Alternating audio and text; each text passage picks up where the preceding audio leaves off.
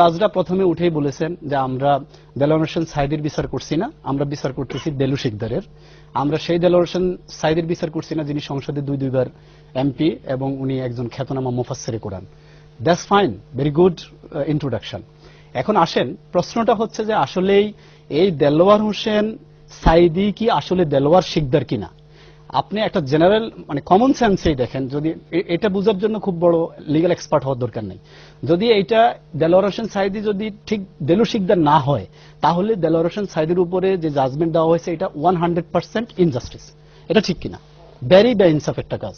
এখন আমার তথ্য যা বলে, একজন লয়ার হিসেবে আমি স্টাডি করেছি, উইটনেস স্টেটমেন্টগুলো দেখেছি, আমার কাছে ফুল জাজমেন্ট আছে এবং সবগুলা মানে এক্সিবিট আছে আমার কাছে। If you want I can show. Number one হচ্ছে যে ডিফেন্স লয়ার যে স্টেটমেন্টগুলো দিয়েছে, নাম্বার ওয়ান হচ্ছে দেলোয়ার হোসেন সাঈদী 1940 সালে জন্মগ্রহণ করেন এবং একটা সম্ভ্রান্ত মুসলিম ফ্যামিলি। কিন্তু ডিটেইলে যেতে পারবো না, আমি যাব না, আমাকে জাস্ট 1 মিনিট সময় দিবেন। যে আমি শুধু ভূমিকাটাই বলবো যে উনি দেলোয়ার হোসেন সাঈদী কি দেলোয়ার শিকদার কিনা।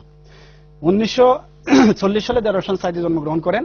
1945 সালে তার বোনের বিয়েতে দেলোয়ার হোসেন সাঈদীর বাবার নাম ইউসুফ সাঈদী হিসাবে স্পষ্ট লেখা, এটা দেওয়া হয়েছে। 1957 সালে দেলোয়ার হোসেন সাঈদী দাখিল পাশ করেন শর্ষিনা আলিয়া মাদ্রাসা থেকে এবং ওনার যে সার্টিফিকেটটা, অরিজিনাল যে সার্টিফিকেটটা, আপনি জানেন যে আমাদের এসএসসি এবং দাখিলের সার্টিফিকেটটা বার্থ সার্টিফিকেট হিসেবে গণ্য হয়, যেহেতু ওই সময় কোনো বার্থ রেজিস্ট্রেশন নাই। সেখানে ক্লিয়ারলি বলা আছে উনি দেলোয়ার হোসেন সাঈদী এবং ওনার বাবা হচ্ছে মোহাম্মদ ইউসুফ সাঈদী।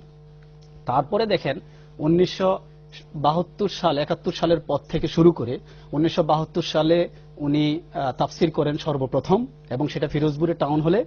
সেখানে উনি প্রধান অতিথি ছিলেন দেলোয়ার হোসেন সাঈদী হিসাবে। 1974 সালে উনি হজে যান, ওনার হজের পাসপোর্টটা হচ্ছে দেলোয়ার হোসেন সাঈদী। আপনার আমাকে just less than 1 minute I will take.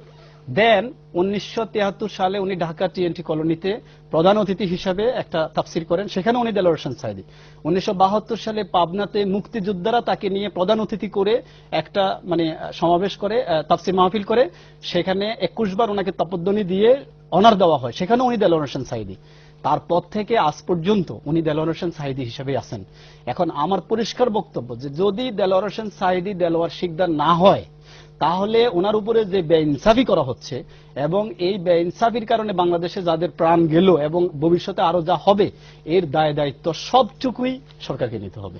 So no way, এটা এই Delwar Hossain Sayeedi is not the Delwar Sikdar. আচ্ছা, আমার কাছে আরো কিছু এভিডেন্স আছে, আমি সময়ের কারণে আমি বলতে পারতেছি না।